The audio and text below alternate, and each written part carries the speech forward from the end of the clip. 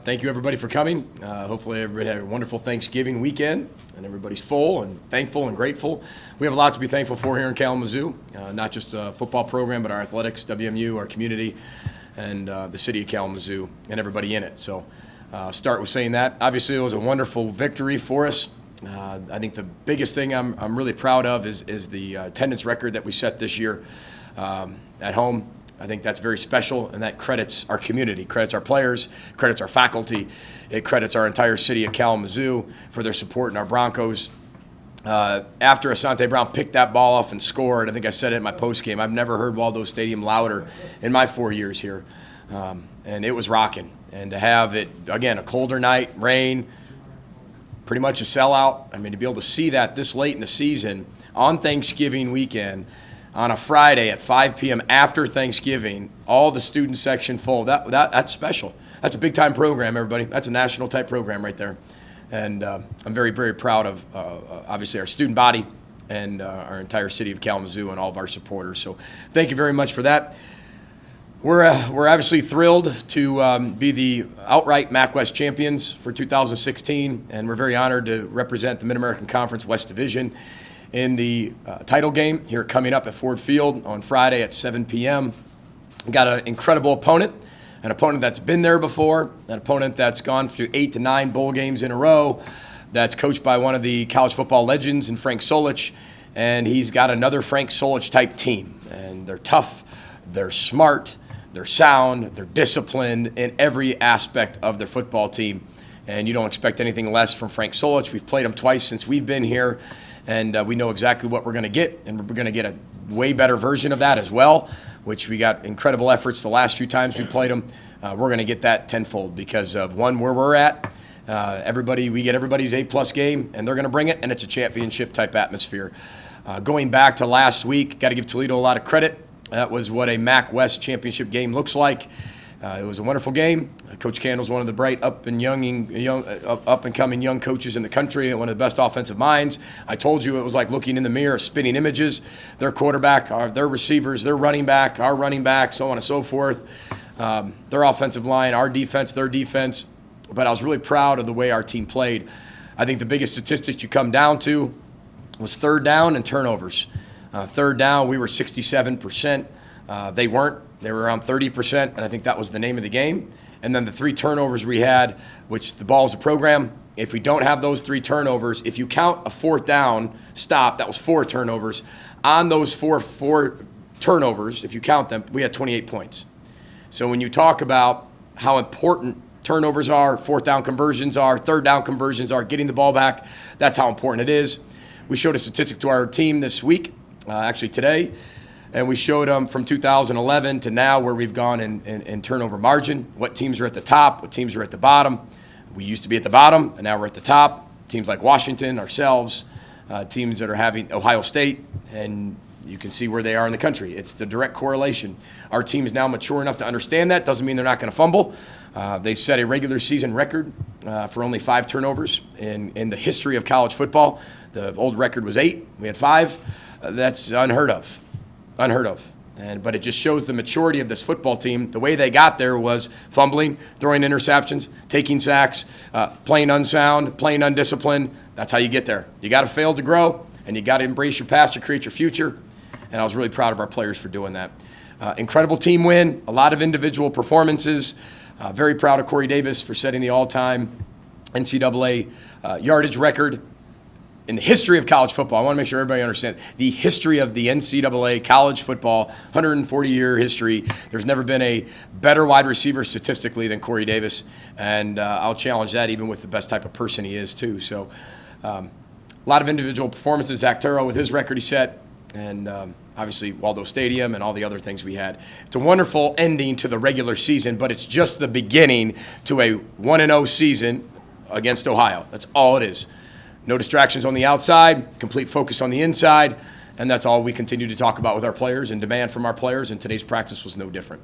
So with that, I'll open up for questions. Coach, first of all, happy birthday. Thank you, Al. You've talked in the past about Corey Davis being the best college receiver you've coached, and I've kind of looked back through some of the receivers you've coached in college, including, Ted Ginn and some of these other guys. Is that, do you still feel that way? Yeah, no disrespect to all the guys I've coached. The Mohamed Sanoos, the Teddy Ginn. That was a GA with Teddy Ginn, but the Mark Harrisons, the Karan Pratts, so on and so forth.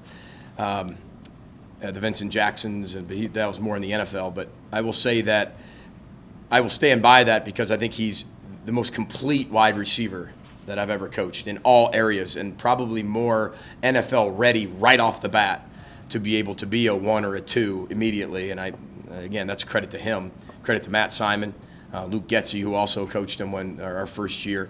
It's a credit to Coach Shiraka. It's a credit to them for developing the player that he is now, and then the culture developing the person that he is now. So there's a lot of things that go into it, but I would stand by that. And it's kind of like your children. They don't necessarily have a favorite. But you can kind of tell, Heather and I wrote down the other day, and it's really funny about what we think our kids are actually going to be. We did it last year, and it's already changed. And who knows in the next few years what it's going to look like, and our predictions of what we think they're going to be. It's kind of fun to be able to do that. Same thing with our players. You kind of sit there and say, Corey is the best, but there's a lot of things other guys did too. Do you have a little bit more credibility to judge that in Corey, do you think, because of your experience with positional coaches in the NFL?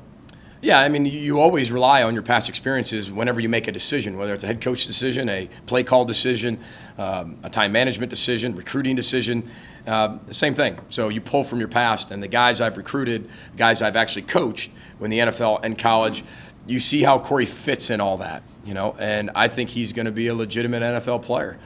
He's going to be, in my opinion, possibly late first, second rounder. And then from there, he's going to go out there and he's going to blow up the Senior Bowl when this thing's all done. He's going to blow up the Combine. People are going to fall in love with him. And the more you spend around Corey Davis, the more time you spend with him, the more you're going to fall in love with him. I think that's really the cool thing about him is that the more time you spend, it's not like you're not going to like him. You're going to love him even more. And he's infectious with his work ethic, and I think that's what's going to spread into the NFL team that he's on. Coach, speaking of distractions, I have to ask, have you heard from Purdue or any other schools reached out? Guys, I've said it before. I'll say I should have maybe said that in my opening statement.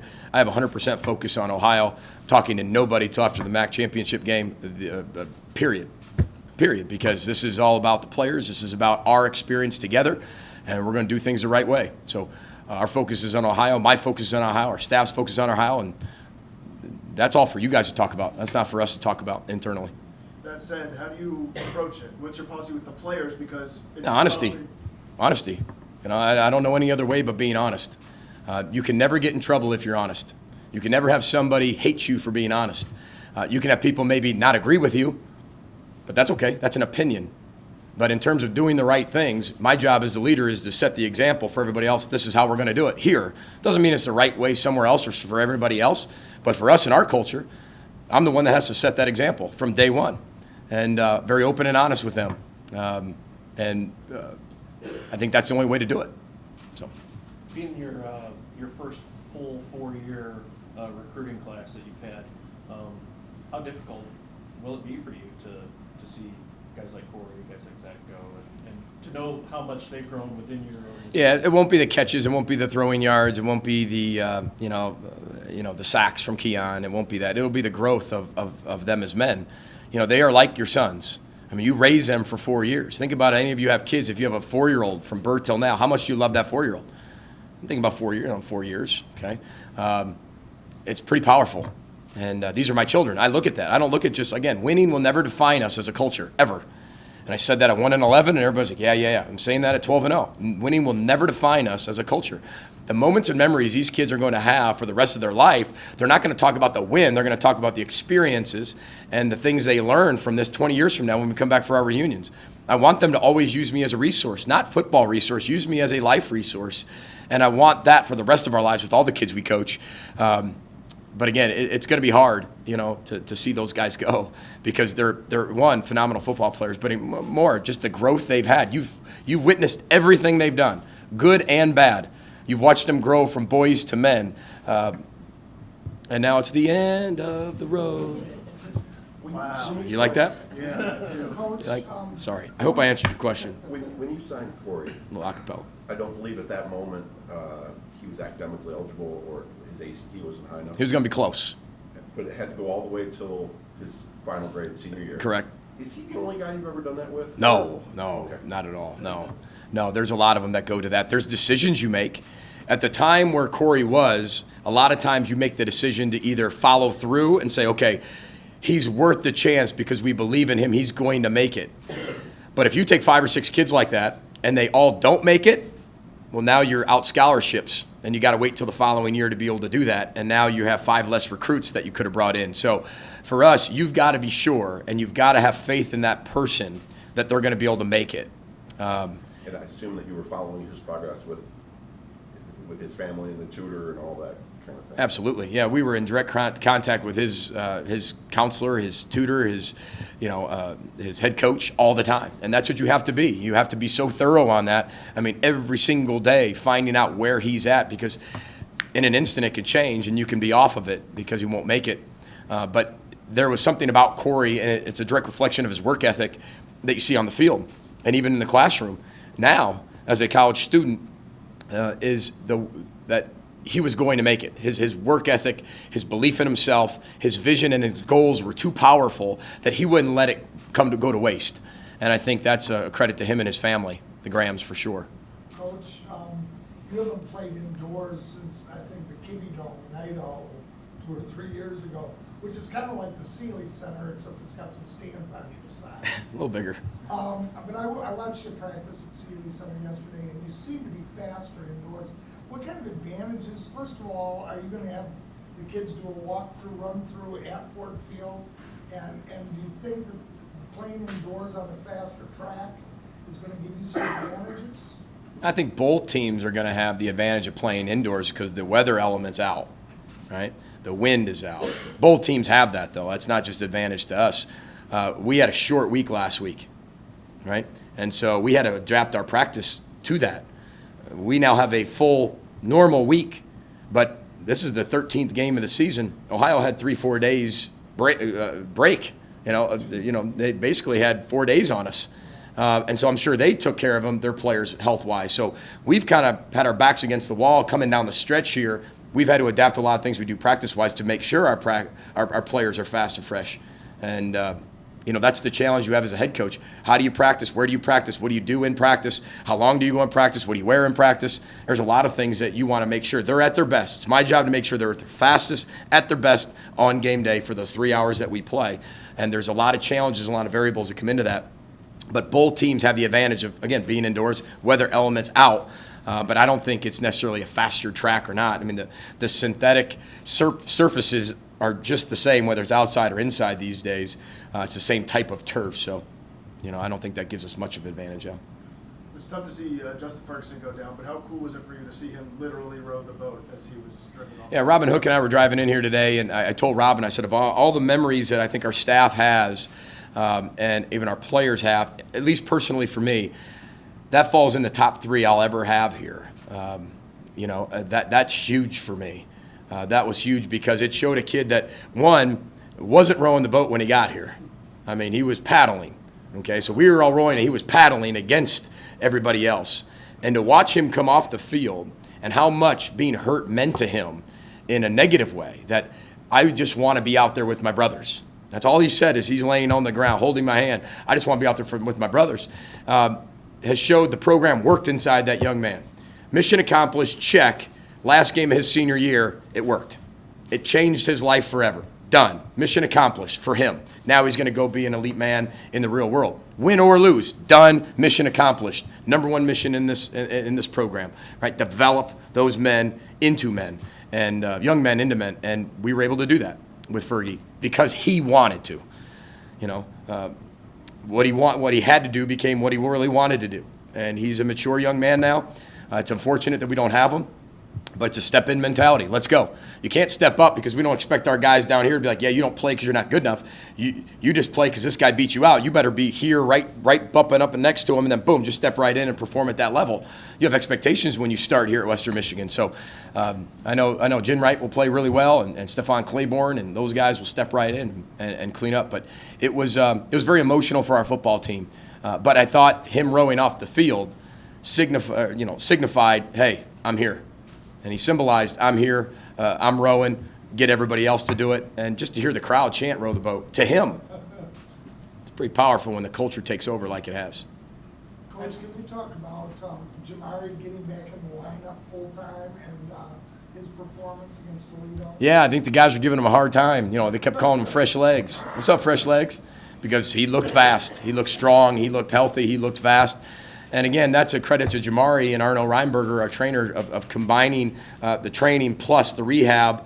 Not only that, by just doing the rehab, but doing the rehab at an elite level. And that's a credit to Jamari. It shows what type of person he is. And Jamari wanted to come back last week. You know, we wouldn't let him. And I even asked him, "You ready?" He said, "Coach, I'm ready." And I'm saying, all right. I think he was kind of mad at me. I didn't put him in the game against Buffalo. But, you know, we wanted to make sure he was ready and 100% so we could get that type of performance out of him. And, you know, now we've got that, you know, Franklin and Bogan combination back together. And that's when we're at our best. And they're two incredibly selfless people. And I'm glad he's healthy and back to doing what I know he loves to do. So I know we have a member of the 88 team in here, but have you heard from alumni from the past? I heard a lot, you know, from the 66 team, 88 team.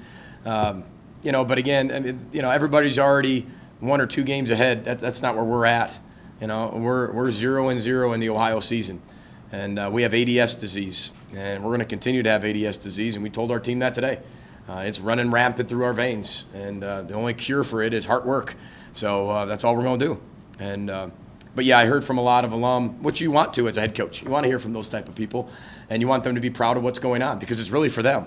This is not my alma mater, right? I'm the head coach at other people's alma mater to represent you on a national stage. So that's only that's my only role for you, and to bring you success. So I'm very proud of them. And I know our team's very proud to represent them as we go into the MAC championship game. And Ohio's holding teams to 3 yards per carry. How are they doing it? Well, they're phenomenal up front. They've got, I think, the best defensive end in the league. They've got 2 stout guys inside. They got another functional defensive end on the other side. Their 3 linebackers, in my opinion, are the best combination linebackers in the conference. Yeah, they play downhill. They will strike you. They hit harder than anybody we've played. They're more aggressive than anybody we played. They're smarter than anybody we played. They anticipate more, and they will stuff that box. And I'm not just saying put people down there. They will make sure the line of scrimmage is 2 yards behind your line of scrimmage instantly. And then they got a back end that keeps everything in front of them. So they've been able to make you have long drives, and eventually you'll screw it up. And but they have been tremendous. I think they lead the league in sacks.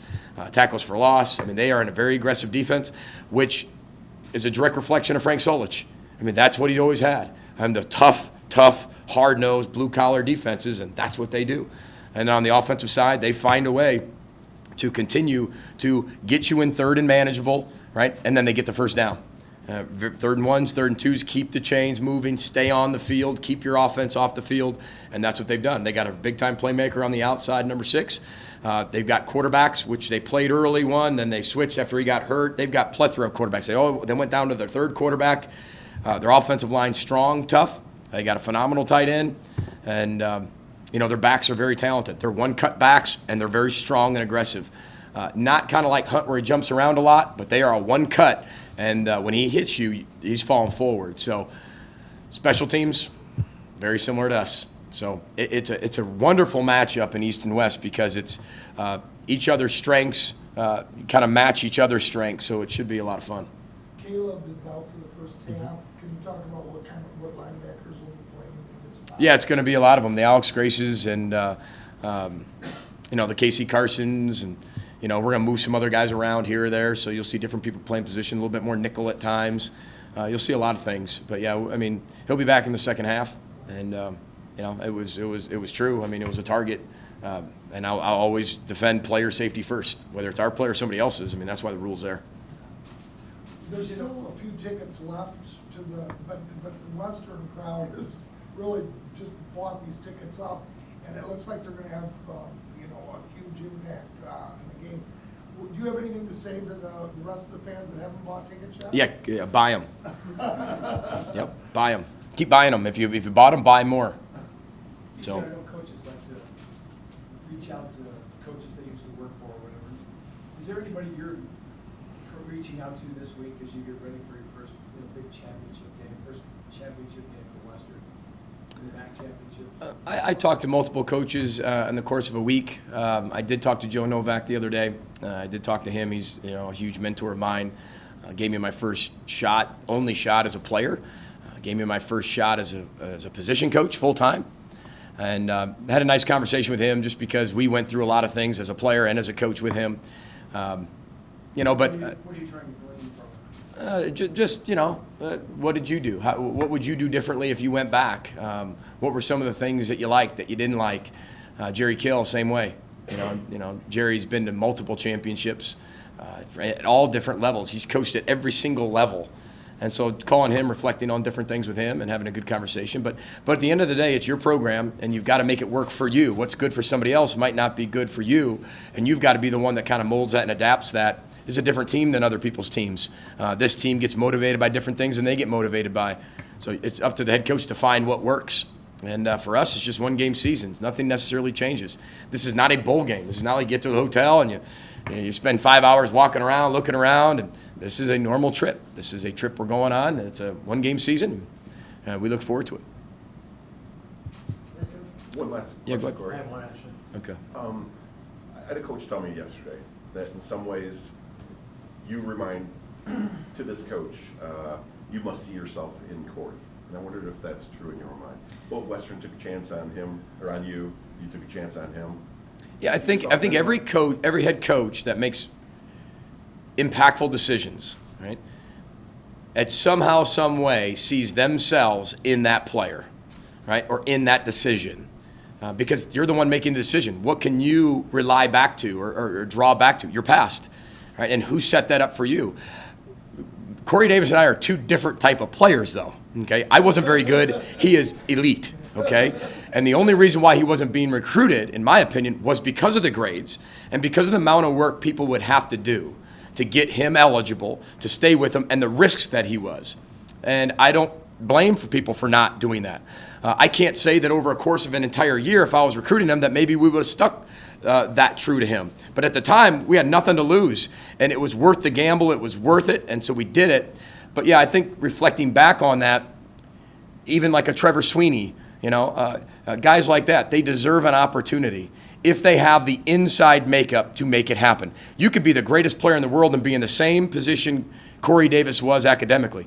And if you're not Corey Davis, the type of person he is, there's no way you make it. There's no way I would take a shot on you. It's the type of character and the high integrity that Corey Davis had, and the demands he put on himself, and the way he looked me in the eye and said, "Coach, I will make it." That's all I had to hear. And if it was, it's this guy's fault or this girl's fault or this person's fault, I would have been so far out the door so fast, he would have thought I just left him, because I would have. Because I'm not into people that blame or people that make excuses or explanations. There is no explanation. It's your responsibility to get eligible. Are you going to do it or not? And he was, I'm going to get eligible. I promise you. And that's all I needed to hear from him. And a man that has that much fight in his voice, you can hear it and feel it. And that's what I would say that you could draw from, maybe from my past experience, that whatever I've ever said I was going to do, I've done. At every single thing in my life, personal life, football life, whatever it's been. If I say I'm going to do it, we're going to do it. And he's the same way. Shortly after you got hired, I was at a men's basketball game, and you came and you spoke at halftime, and you promised this school a championship. Later that night, I went to shoot the hockey game. You showed up and you promised this school a championship. I thought, man, this guy's doubling down. Is there any thought at all that, any worry, any concern that you couldn't back up that statement? Not at all. The division doesn't allow you to. The culture doesn't allow you to. I didn't say when we'd win it. I just said we will be champions. And however you define a champion, bowl champion, MAC West champion, MAC champion, I mean, our players are champions already. It's just what happens if you don't win, if you do win? And I said, well, he said championship. Did that mean national championship? Oh, he's a bum. He's a schmuck. It's the way this season has gone. I would hope that everybody understands, in our community at least, that this is a championship program.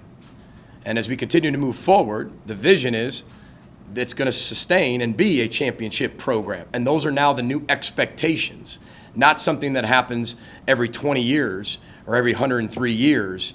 It just is an expectation, not just something we'd wish that could happen. It becomes reality, and it becomes the high pressure and the high expectation as you move forward.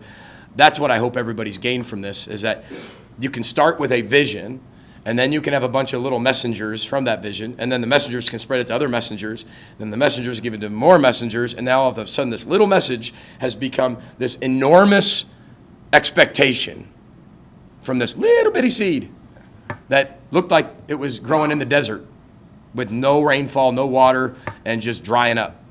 And that's what Row the Boat's all about. So the culture of Row the Boat and the way we run our program and the way our staff demands things from our players on and off the field in a very positive, first-class way, there's no way. You don't have time for negativity. Our program has zero negativity in it. You don't have time for that. You're too busy changing your best and growing higher, and if there's any negativity involved, you're not doing that, and you're not upholding the standard of the culture. And that's everybody. So if you're not upholding that, you can't be here. And we don't have those issues anymore, but we did have those in the past. From everybody, from coach to player to administrator, whatever it is. Everybody has to be all in rowing the boat in one vision. And if we can't do that, we wouldn't be here right now. So it's a credit to everybody else, not me. It's a credit to everybody else for putting their oar in the water. So. Coach, I want to ask you something on the fun side. At the end of the first quarter, you and Corey Davis were pretty much sprinting against each other down the sideline. Did you guys find that? Equipment malfunction to get him beat. Well, I had a 30-yard head start. I really hope that I could beat Corey Davis could beat me in a race. What you didn't see is the 28 yards I had on him, and I was one that took off first because they have to wait for me to take off. And then it was. I was producing Robin's call, and Robin, he pretty much called you. Yeah, that's how far we've come. I mean, he can beat me, and that's from a 28-yard deficit. I used to be able to beat people, like flat out, man to man. Now I need a 28-yard head start. Now that I'm 36, maybe 36 yards would probably be better. So.